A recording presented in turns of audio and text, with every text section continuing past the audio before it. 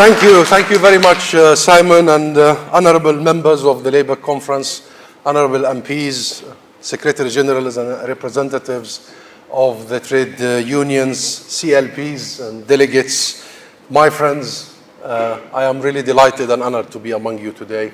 After this lockdown, to be in real meetings, meeting real people, let alone if these people are your strong supporters. It's been a while. So thank you, Labour and Palestinian Labour for organizing this, extending the invitation. And before I move on, if Nakisa is still here and around and the young Labour, I've just met them this morning. The energy I felt, the convictions and the belief has made me absolutely certain about the future of this party, the future of this country. So please give Nafisa and the young Labour another round of applause.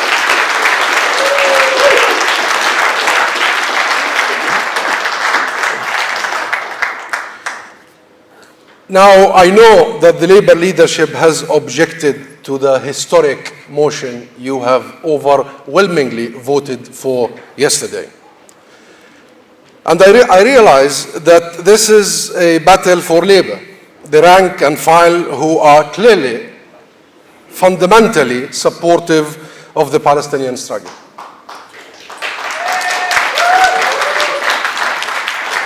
On the one side, you, the base, the grassroots, the representatives of every constituency, every trade union, the young Labour, the people on the one side, and on the other side, perhaps the politicians who believe they have some other calculations. But let me say a few words about what I think and why I think this motion is so historic and significant. It is not so just because that motion calls for immediate action to hold Israel to account for its violations of international law. Of course, with sanctions, Israel will never adhere to peace without sanctions, and sanctions are necessary. These are hugely important positions, of course, and are long-standing requests by the Palestinian people. It is clear that without consequences of its actions, Israel has no intention of ending its occupation or respecting the rights of the Palestinian people to freedom, to self-determination, to lives of dignity and security and protection. Israel has had plenty of opportunities, my friends, plenty of opportunities to prove itself. It has failed at every single juncture. But it has been allowed to fail. It has been allowed to fail by an international community. Particularly, it has to be said, by Western countries. These countries have never held Israel accountable. Yesterday, you did.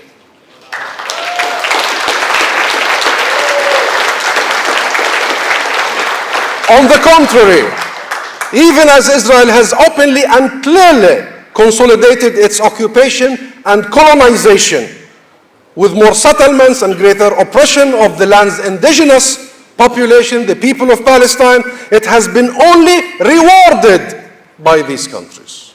Rewarded more arms, more deals, more trade, more political, legal, and financial support by the so-called free world. This obviously has to stop for any chance for a just peace, my friends. This has got to stop, and you have started the ending of that long-held policy. This is the first time a mainstream major political party in Britain goes in the real direction of applying the law and attaching consequences to illegalities.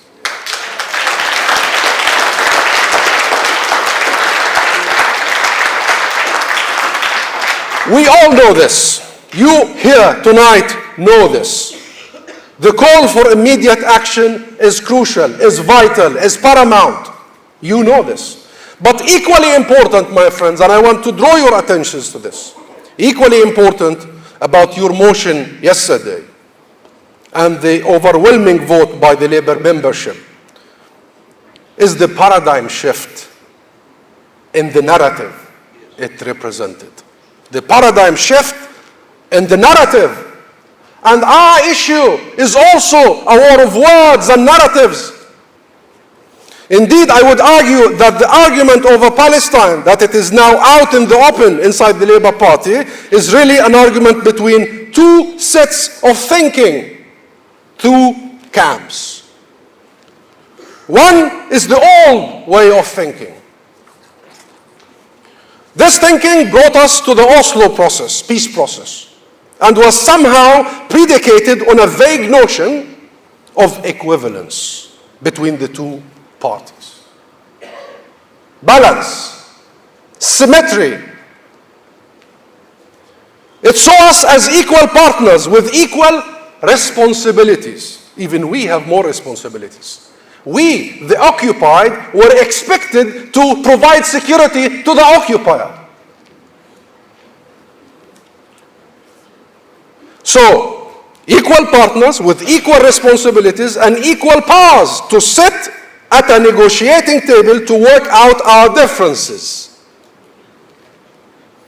with some financial and diplomatic assistance from the outside world. This we have been at for the last 30 years. This is it. This kind of thinking was reflected yesterday when the Labour leadership criticized the motion as lacking balance.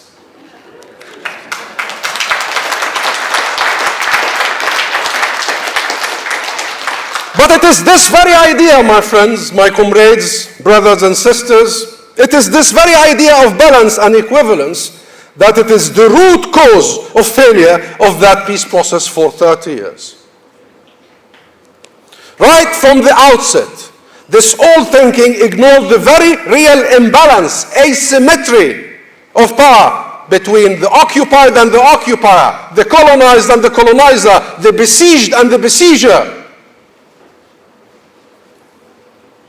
And not just on the ground, where Israel's power, it's the most, the fourth strongest nuclear army, wields the latest weaponry, technology, even before the US, against a largely unarmed and completely defenseless civilian population. Where is the damn balance in this? Where is it?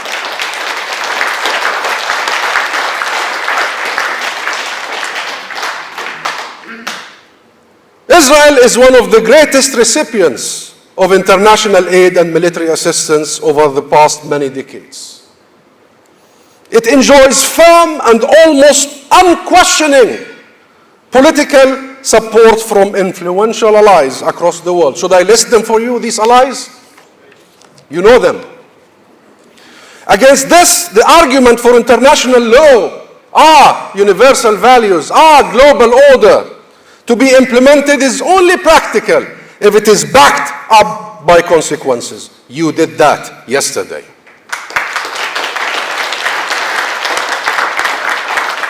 We have failed because there was never consequences of illegalities.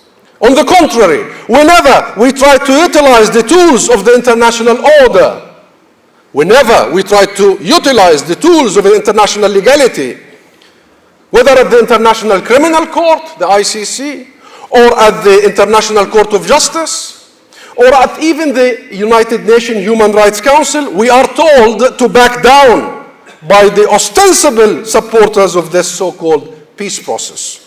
The UK is included. We are told to back down. We are told not to use these venues to achieve accountability.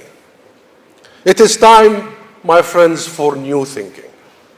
It is high time, Simon, for new thinking.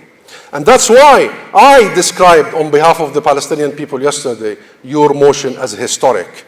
And the new thinking was reflected in that motion that you brought about yesterday and voted for. That thinking is less about process, less about outcome, and more about rights and enforcement. More about rights and enforcement. And thank you for that. This is a new discourse that has been lacking for a long time. The new thinking sees clearly that international law, to be meaningful, has to be applied and enforced equally. No one is above the law. No culture of impunity. No one can get away with murder. Enough talking about international law. Enough talking about our rights. Enough talking about what is illegal. We want illegality to be sanctioned, and we want our rights not to be stated, but upheld. Upheld.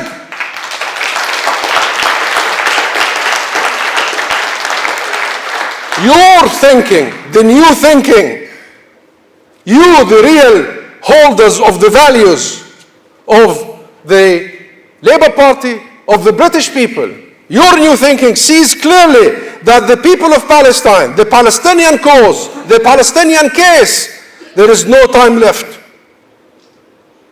Israel's settlement construction has rendered time an existential luxury.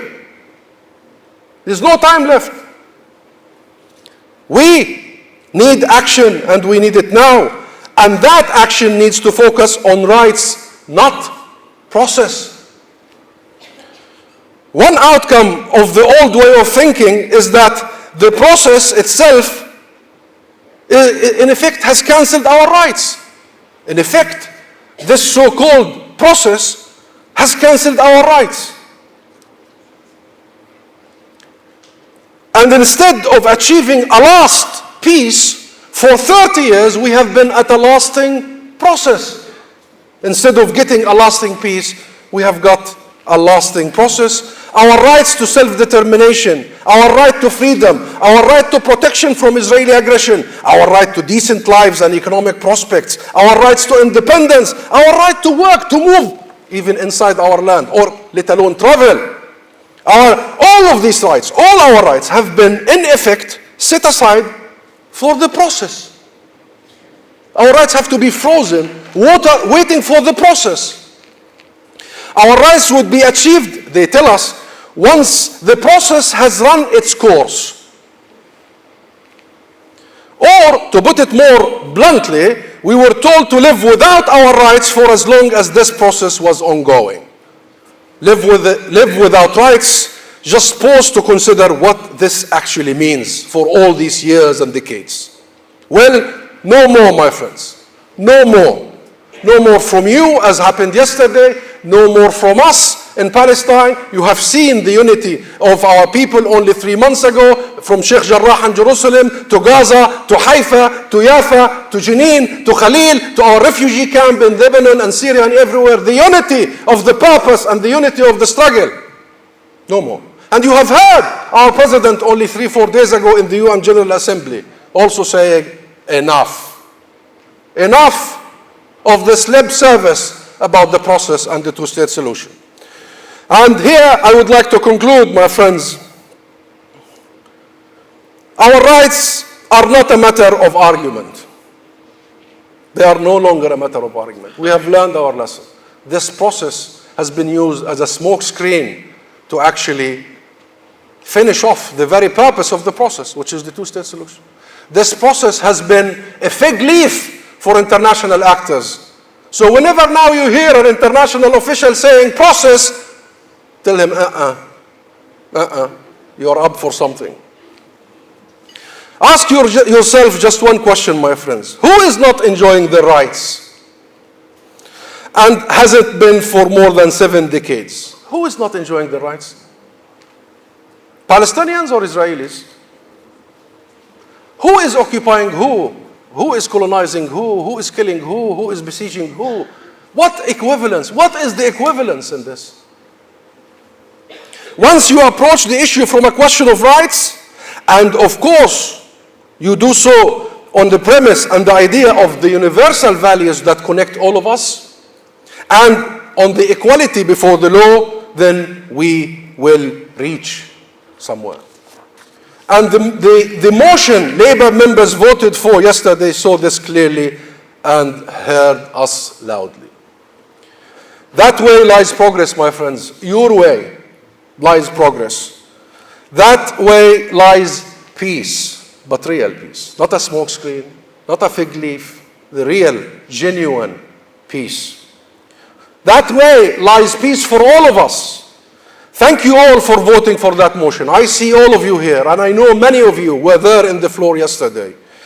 There is always hope, and when we see, and by we I mean the Palestinian people who believe you may, are watching carefully. There were shockwaves in Palestine yesterday. You have elated the national mood, the support and the understanding. Thank you.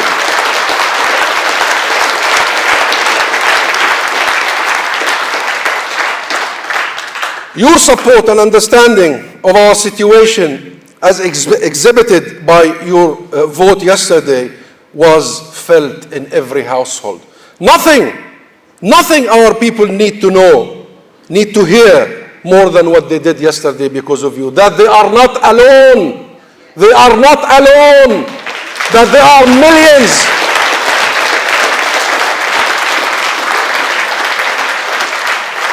That there are the people and the representatives and the leaders of the labor movement, of the Labour Party. There are millions of freedom-loving people all over the world who will put up the fight for justice and for equality and for rights for us. The journey might be long, but it is absolutely assured because of the good people like you. I thank you from the bottom of my heart on behalf of the Palestinian people and the Palestinian leadership. Thank you very much. Thank you. Thank you.